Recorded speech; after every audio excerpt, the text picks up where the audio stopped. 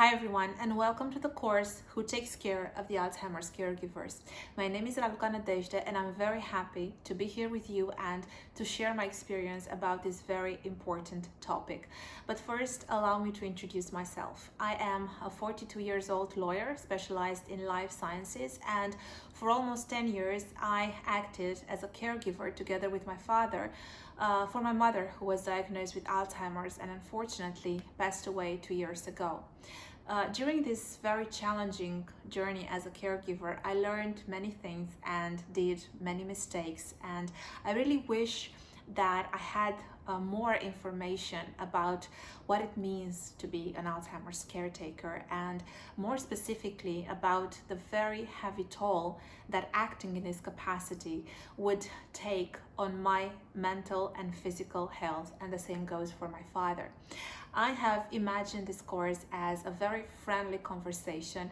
I don't know you personally, but if you are a caretaker for a loved one who suffers from Alzheimer's, or someone very close to you has this disease, then we have something in common, and I invite you to grab a cup of coffee or of tea and to participate in this conversation with me. I have my mint tea here, and I have to say from the beginning that preparing this course and recording this course has meant being willing to show a lot of vulnerability and talk about things that are still difficult for me to process regarding my mother's Alzheimer's. And in this first chapter, I would like to touch upon why I believe that Alzheimer's is an absolutely unique disease and why it impacts caregivers in an absolutely unique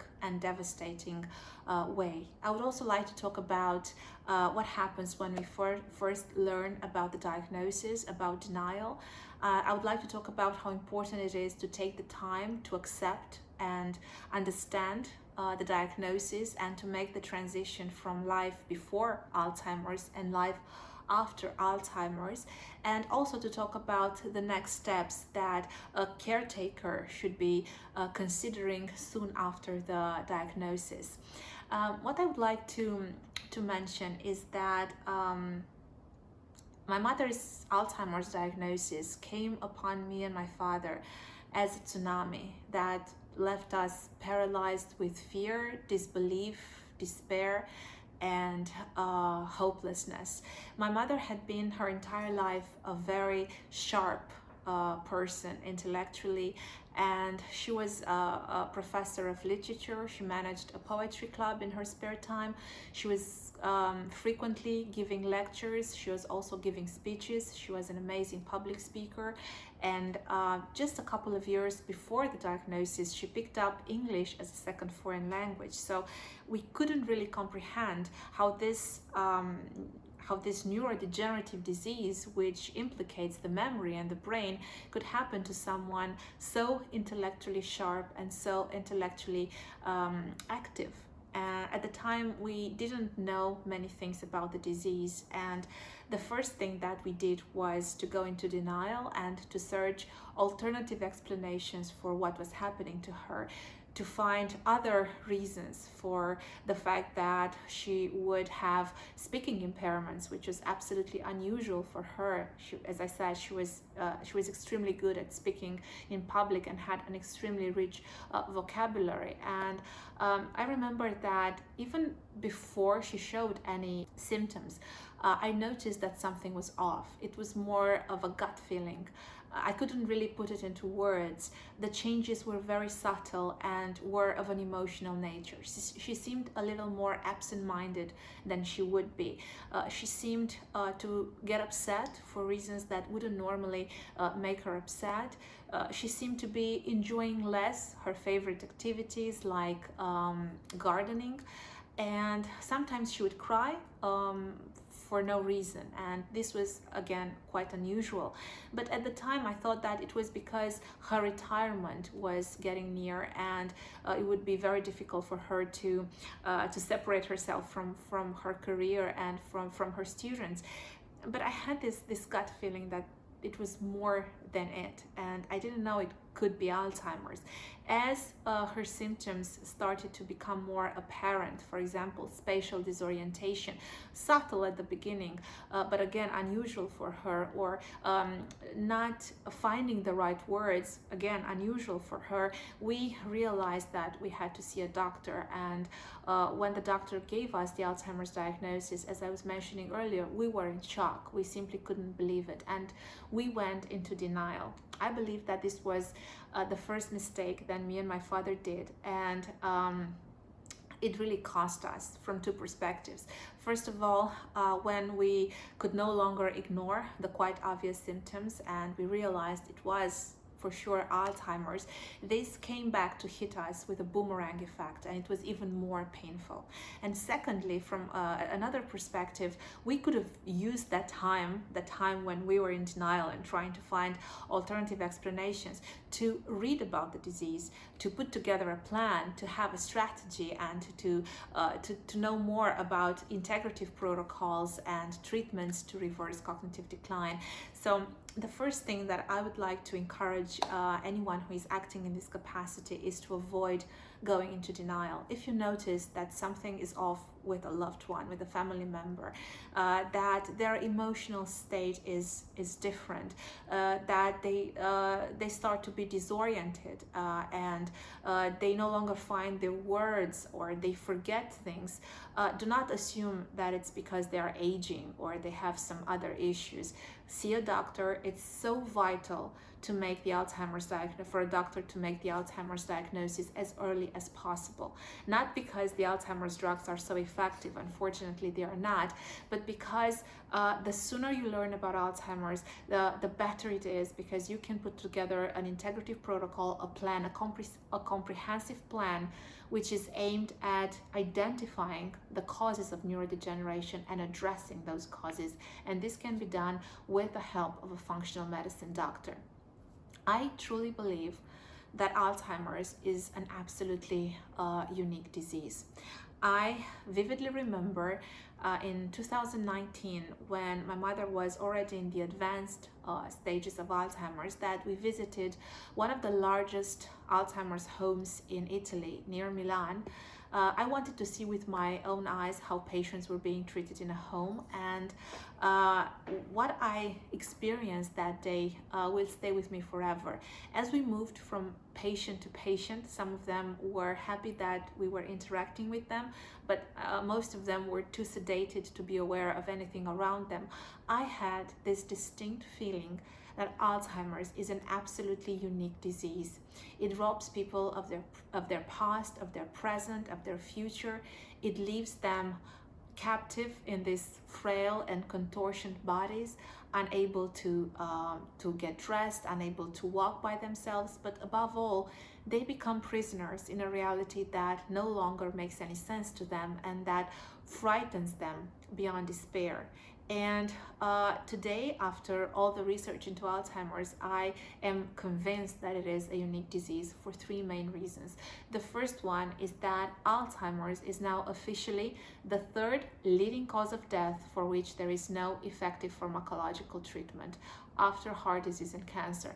But unlike these diseases, in Alzheimer's, for more than 30 years, there were no new drugs put on the market, and the drugs that are available only slow down cognitive decline for a limited amount of time. In 2019, a new drug, Aduhelm, benefited from an accelerated approval of the FDA. Ironically, just 1 month after the approval was granted, the authority had to come back on its decision and modify the indication of Aduhelm to cover only very mild and early stages of Alzheimer's, because the drug had failed to show its supposed efficacy in moderate or advanced stages of the disease. In 2022, another new drug, a lot more promising than Aduhelm, this new drug is lecanemab, also benefited from an accelerated approval by the FDA, and in clinical trials it showed that it could slow down cognitive decline by 28% for a period of about 18 months. Unfortunately, about 2 months ago, I was reading in the Journal of Alzheimer's that a woman suffering from Alzheimer's received 3 doses of lecanemab and had a heart attack. And the heart attack was a side effect of lecanemab, which puts a huge question mark on the safety of the drug. And I'm sure that anyone who understands Alzheimer's and is dealing with Alzheimer's shares my feeling of despair upon learning of another new drug which does nothing different in essence from the previous ones, in the sense that drugs are slowing down cognitive decline for a limited period of time without really curing the disease, without reversing cognitive decline.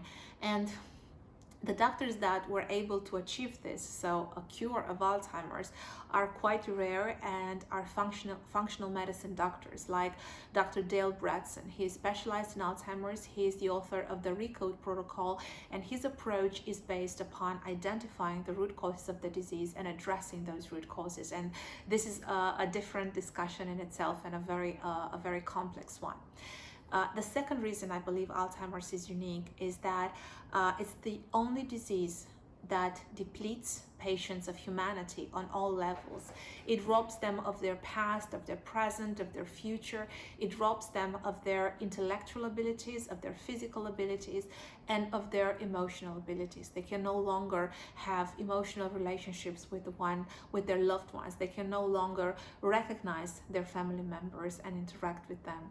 And the third reason is because it affects caregivers and family members in a unique way. According to studies, being an Alzheimer's caregiver results in the accumulation of chronic stress, and chronic stress has a very significant and negative impact on the immune system. What was noticed by scientists was that the activity of natural killer cells was significantly repressed in caregivers even 3 years after the passing of the Alzheimer's patient that they took care of.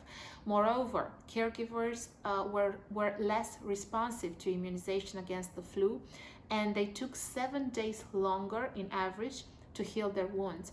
So the immune system of the Alzheimer's caregivers is severely compromised as a result of the chronic stress that is accumulated over an extensive period of time between 8 and 12 years. And in addition to that, Alzheimer's takes a heavy toll on the mental health of the caregivers. And this is something that I feel we don't talk enough about. We need to create more awareness that caregivers are affected, impacted by Alzheimer's on so many levels, and that they need to protect their mental health. In this first chapter of the course, I would also like to talk about the not only denial, that is something that we need to avoid at all costs, but also of how important it is for the caretaker, for the family members of the patient, to take the time and process the diagnosis, to take the time and process what they're feeling, their emotions, their despair, their anger, because if we don't do this will only cost us a lot more later on. Alzheimer's is a disease that is still poorly understood, but what is quite obvious is that in addition to the patient, people who are close, the family, the caretakers, in a way also become victims of the disease, and we should not be underestimating that. Unfortunately, doctors do not have as part of their training this reflex of talking to family members about who is going to become a caretaker and how challenging it's going to be and how important it is to become aware of chronic stress. Another aspect that I would like to discuss in this first chapter is that once we have given ourselves the time to process our emotions, it's important to lean into our capacity as caretaker and to define it. The first question is, who will act as the primary caretaker of the Alzheimer's patient? Usually it's the spouse, but in addition to the primary caretaker, it's advisable, and I would strongly encourage other families to become involved. It's not possible for just one person to take over this difficult responsibility. It becomes overwhelming and exhausting, and the spouse has to benefit from the support of other family members or close friends. What me and my father did, we kind of secluded ourselves from the world. We felt that nobody could understand the disease and what we were going through, and we felt embarrassed, or I should say ashamed, to ask for help. Please don't make this mistake. Do ask for help from other family members, help from friends, and I strongly encourage you to join a support group for Alzheimer's caretakers. You can ask the doctor if they are aware of any groups in your city. You can look for a group online. I would recommend a live participation to the group, because it has a lot more impact. You can also inquire with an Alzheimer's association what are the Alzheimer's support groups in your area, and as a last resort, why not set up your own support group? I believe that there is a tremendous need for Alzheimer's support groups. In a support group, you have the opportunity to talk to people who are going through the same challenges, and you can feel less alone, you can feel understood, and you can also benefit from their experience and from their advice. Once we define who will act as a primary caretaker, what other family members can want and can get involved in helping the primary caretaker, I believe it's important to also consider that there is it's important to take the time to also research the disease, so to learn about what Alzheimer's means, to get in touch with functional medicine doctors and to put together a plan. The primary caretaker has the responsibility to manage and define the protocol, the treatment that the patient will be following. And as we will see in the second chapter, physical exercise, sleep, and nutrition need to become an integral part of the treatment. In this initial stage, it's also important to consider administrative and logistical aspects. The patient will require supervision. In the early stage, this is less relevant because they are still quite autonomous, but as the disease progresses, they need to be supervised because accidents can happen, and it also becomes problematic to allow them to leave the house by themselves. They can get lost, and this can be very traumatic. I remember when my mother got lost, she was in the very early stage, and she went for a walk in a park quite nearby, and she got lost, and it was absolutely horrible. In addition to the supervision and monitoring of the patient, it's also important to consider aspects like retirement. Obviously, Alzheimer's is a cause for early retirement. The spouse is usually appointed as a legal guardian. It's important to handle these formalities early on because they can be very bureaucratic. In most countries, being appointed as a legal guardian requires a court decision and a ton of documents, medical records, birth certificates, marriage certificates, so quite a lot of documents. And another aspect which can be quite sensitive is to inquire and to discuss about the commitment into an Alzheimer's home. In the advanced stage of the disease, it becomes unavoidable. For me, this was by far one of the most difficult decisions me and my father ever had to make. It was heartbreaking. We waited until the advanced stage because we simply could not commit her earlier. It was something that we discussed very openly, and we both agreed that it would cause more harm.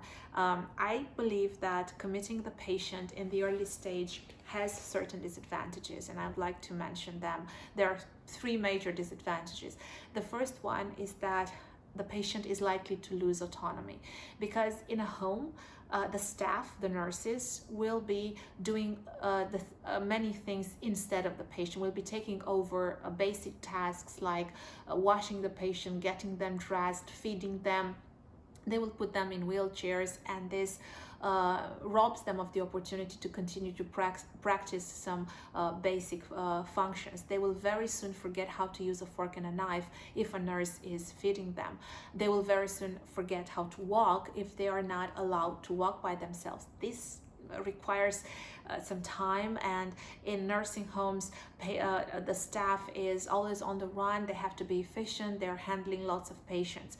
Another reason that the patient is losing autonomy is because of the high dosage of sedatives. In 2013, the American Geriatric Association issued a very important recommendation that in Alzheimer's nursing homes, the staff should refrain from using antipsychotics and should use them only as a last resort in case of people suffering from Alzheimer's, because antipsychotics accelerate cognitive decline. I saw this with my own eyes. I saw what patients are like when they are under sedatives, and it is heartbreaking. And it's not just heartbreaking, it really accelerates their decline. It accelerates the progression of the disease. And there are non-pharmacological approaches that can be attempted before we give them sedatives. And in the last chapter of this course, I'm going to talk about the non-pharmacological approaches that I believe can be used and that were efficient in case of my mom. The third disadvantage of committing the patient too early is that they can become depressed and severely anxious, because they are still very much aware of themselves. They are aware that they have this terrible disease, and taking them into a foreign place, separating them from their family, is quite a shock. I remember that when we visited the Alzheimer's home in near Milan, we spoke to a patient who was still very autonomous. You could hardly tell that she had Alzheimer's, and in order to keep herself busy, she was helping the nurses in taking care of the patients there. She was not acting as a patient, and she told us that she missed her family dearly, and she was missing her home, and she felt very, very sad, and she would cry every day because of that. So these are three main aspects that we need to consider before making the decision to commit the patient too early in a home. Of course, there are cases when families simply need to do that because there is no one available to take care of the patient, and it's better to put them in a home than to leave them unattended or to leave them by themselves in their homes.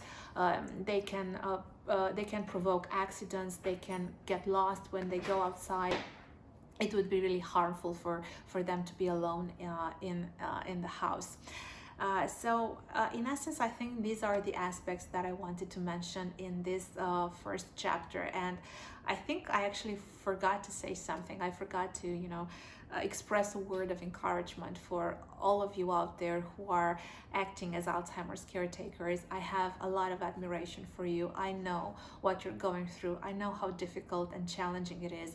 But trust me, if you are at the beginning of this journey, you've got this. You are going to adapt. You are going to realize that you are a lot stronger than you imagined. And in the second or the third chapter of this course, I'm also going to talk about the silver lining that I found even in a tragedy like my mother's Alzheimer's, like the fact that because I saw what a disease like this can do to a person, I became aware of my health and of the need to prevent Alzheimer's. And in fact, in addition to this course, I also have a course on Alzheimer's prevention where I talk about the ways in which we can prevent this disease. I absolutely and strongly believe in prevention.